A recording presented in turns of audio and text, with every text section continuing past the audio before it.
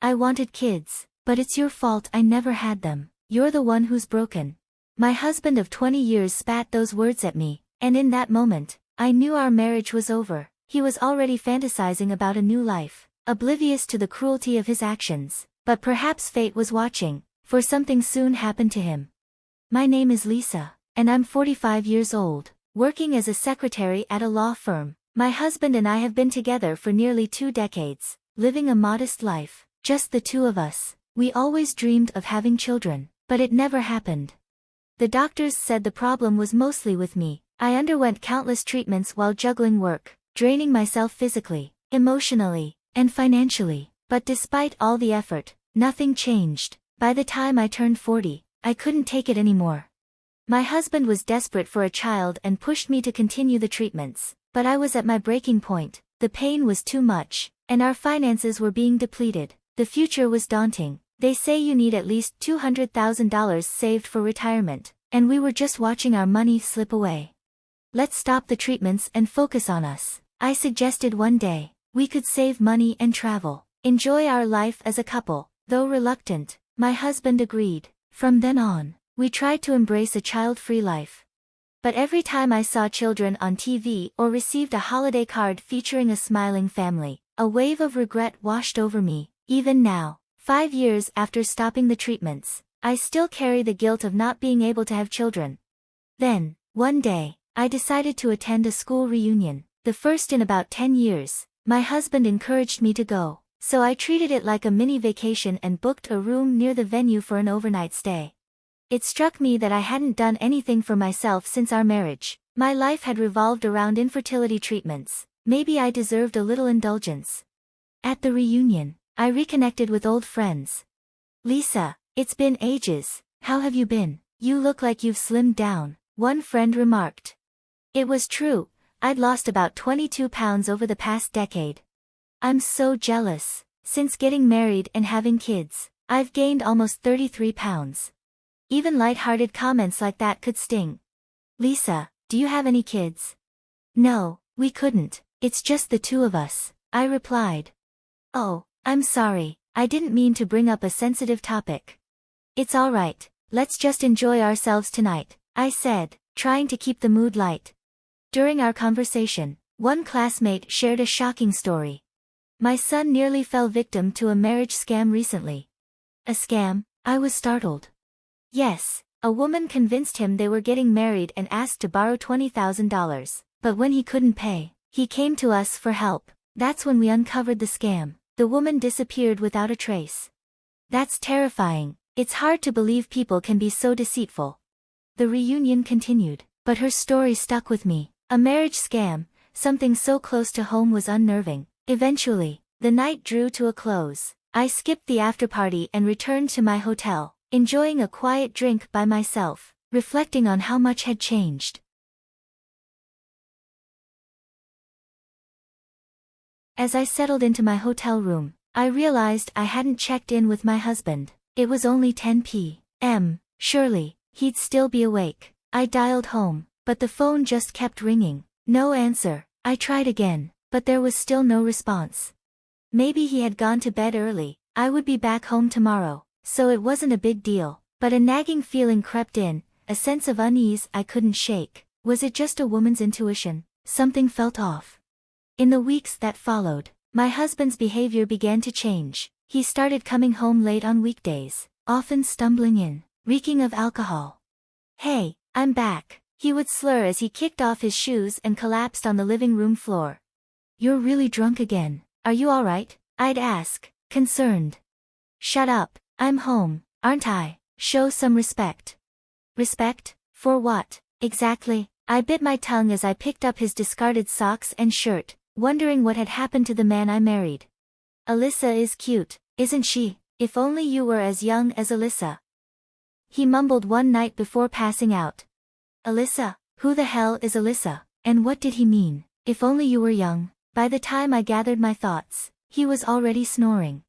Could he be cheating on me? The uneasy feeling from that night at the hotel started turning into something more, a gnawing suspicion. No, I told myself, my husband isn't that kind of man. It must be drunken rambling. But the doubt lingered. Weekends became just as troubling. My husband would leave early in the morning, returning only late at night, and always in the same drunken state. "I'll be back later," he'd say. "Take care," I'd reply, but I was far from reassured. As this became a weekly routine, I couldn't stay silent any longer. "You've been going out drinking almost every day lately. Are we okay financially?" I asked one night, trying to keep the concern out of my voice. "Mind your own business. It's my money, and I'll do what I want with it. I'm using the savings from before we got married. But we need to save for the future, for our old age. We could end up in trouble if we don't." "Then you save," he snapped. "I've spent so much on treatments." "That's because you're defective," he shot back. Even in his drunken state, the cruelty of his words stunned me. I began to see just how much my husband had changed. Had I become more submissive since we stopped the treatments? His disdain for me was growing, and I couldn't ignore it any longer. "Since you can't give me children, you should at least focus on loving me more." With those words, I felt my affection for him begin to fade. The man who once supported me through the grueling treatments was now selfish and indulgent. Where had that caring husband gone? Could he ever come back? What did our marriage even mean after 20 years together? I began to question everything. But then, something unexpected happened. "Lisa, we need to talk." I walked into the living room after work to find my husband sitting on the sofa, looking unusually serious. "What is it? Why so formal?" "I want a divorce," he said bluntly. "What? You can't be serious. Why would you say that out of the blue?" The thought of divorce had never crossed my mind. Sure, I knew we needed to reassess our relationship, but ending our marriage, I hadn't even considered it. Was this something he had been planning without me knowing? "A divorce? Where is this coming from?" I asked, desperate for an explanation. "We've been together for 20 years, let's talk this through." But he just looked at me with disdain. "Are you really that clueless?" he said with a heavy sigh, his eyes filled with contempt. "What are you talking about? For 20 years, all I've wanted was to be a father, but thanks to being stuck with someone as defective as you, I've been denied that chance. Have you ever thought about how that feels?" He slammed his fist on the table, his voice dripping with arrogance. "That's not fair. We agreed together to stop the treatments. You were part of that decision." "I never truly agreed. I've always wanted a child." Why hadn't he said anything back then? My eyes welled up with tears, a mix of sadness and frustration overtaking me. "Well, if you sign the divorce papers, there's nothing more to discuss," he said, shoving the papers across the table with a smug smile. "I've already decided to remarry." "What? Remarry?" "Yes, to a 20-year-old woman." "A woman? Are you telling me you've been having an affair?" "It's not an affair. I'm planning to marry her as soon as we're divorced," he declared with twisted satisfaction. A 20-year-old woman marrying my husband? The whole situation felt unreal. "Alyssa, she's sweet, young, and everything you're not. She'll make the perfect wife." Alyssa, that was the name he'd mentioned before. My suspicions had been right all along. A strange sense of satisfaction crept in, but there was no time for self-congratulation. Then, my husband showed me a picture of his precious Alyssa. As I looked at it closely, I nearly burst out laughing. This had to be a joke. Was he seriously falling for this? I fought to keep my expression neutral, knowing it wasn't time to reveal the truth just yet. I quickly composed myself and met his gaze. "So, you really want a child that badly?" I asked, feigning more distress than I truly felt. "Yes, because you can't give me one. There's nothing more to be done, right? You'll agree to the divorce, won't you?" "Well, I suppose there's no other choice," I replied, pretending to be more upset than I actually was. Initially, I was hurt when he first mentioned divorce, but now, seeing the depths of his stupidity, I realized it was the right decision. It was clear I needed to leave this man sooner rather than later. It almost felt like divine intervention was guiding me. I signed the divorce papers without hesitation and walked away from him. He would regret this soon enough, of that, I was certain. All I had to do was wait and see. Fast forward a year after the divorce. "Lisa, please help me." A disheveled man approached me as I was heading home from work. "Excuse me, do I know you?" I asked, genuinely struggling to recognize him. "It's me, Lisa," I need your help. It was my ex-husband. Long time no see, I said, surprised by how much he had changed. His cheeks were hollow, and his clothes were worn and shabby. Please, just introduce me to one of your firm's lawyers. I can't just do that without reason. It was obvious from his appearance that he was in serious financial trouble, but I never imagined he would deteriorate so drastically in just a year. If it's your first time, the consultation is free, but if you want to hire them, you'll need to pay for their services. I don't have that kind of money, please, I'm begging you. What happened? I asked, feeling a pang of pity as I led him to a nearby cafe. Well, actually. Before he could finish, I interrupted him. Did that girl, Alyssa, run off? How did you know?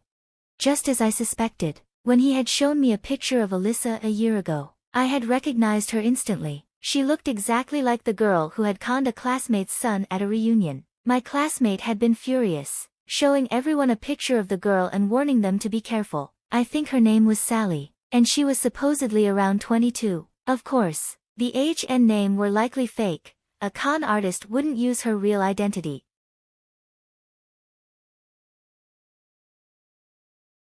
Of course, you knew about Alyssa, didn't you? I guess you could say I had a hunch, but what exactly happened? When I pressed my ex-husband for details, this is what he revealed. He met a woman named Alyssa about a year ago at a nightclub. My ex, who had always been desperate to have children, must have shared his frustrations with her during their conversations. That's when Alyssa promised, I can give you the child you've always wanted. Their relationship quickly intensified. My ex started frequenting the club almost every weekday, and on weekends, he would take Alyssa out on dates, then return to the club afterward. Over time, he drained $10,000 from the savings he had accumulated during his bachelor days. But Alyssa was different, he insisted. She wasn't like the typical club girls you hear about. She didn't ask for expensive things or fancy dinners. She was just happy to drink with me at the club. She didn't care about designer bags or jewelry. She was content just being with me. She was hardworking and sincere. Since we had agreed not to touch each other's pre-marriage savings, I had no idea how much he was spending. I assumed it was his money, so he could do as he pleased. Little did I know he was squandering it on her. Then Alyssa's true intentions came to light. I want to marry you, she told him, but I have debts, around $20,000. I need to pay them off first. Without hesitation, my ex-husband promised to take on Alyssa's debt and transferred the money to her. They moved in together immediately after our divorce, but Alyssa continued her work at the club and was rarely home. Shortly after, she quit her job and disappeared, taking all the money with her. How could he be so naive? I couldn't help but feel a mix of pity and embarrassment for having been married to such a fool for 20 years. Did you get a promissory note? I asked. What? My ex-husband looked at me, completely bewildered.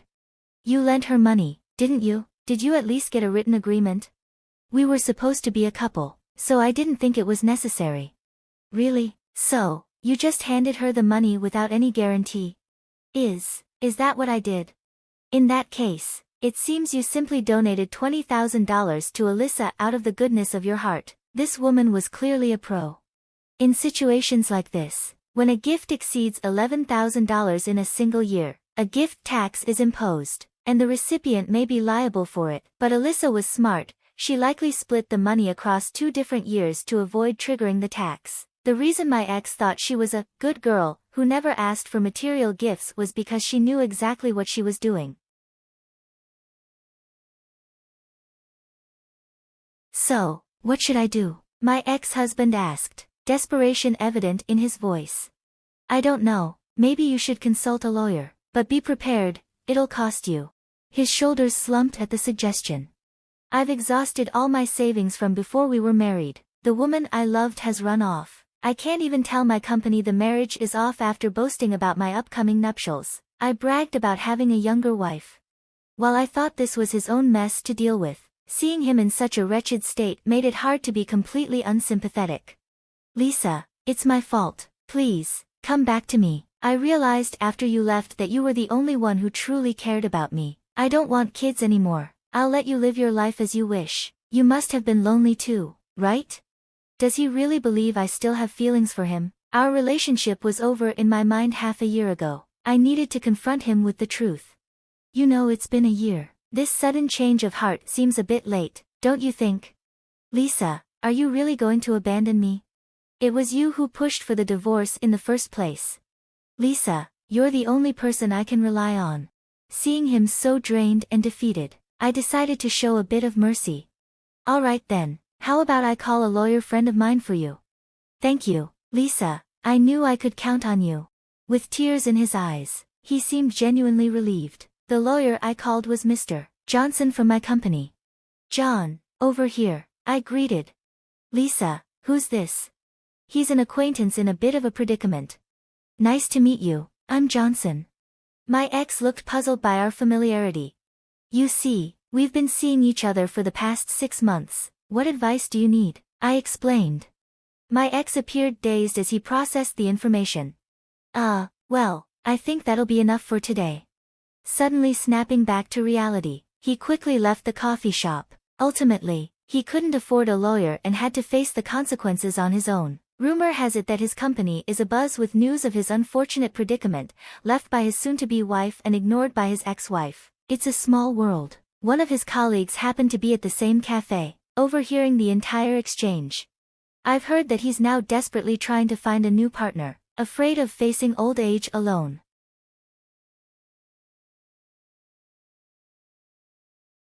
Who was that guy? Mr. Johnson asked later, clearly curious.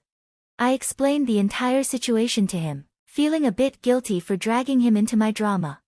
I'm sorry for involving you in all this. The truth is, I understand. Lisa, it sounds like you've been through quite a lot. The story about me dating Mr. Johnson was completely fabricated. I'd asked him to help me out with the ruse. Sorry for the trouble. No need to apologize, he replied with a reassuring smile. I'm glad I could help. By the way, do you have any plans for the rest of the day? Excuse me? How about we grab a bite to eat? I was caught off guard by his suggestion and felt a bit flustered. A new beginning in my mid-40s, it didn't seem like such a bad idea. Yes, I'd love to. I couldn't shake the feeling that something exciting was on the horizon.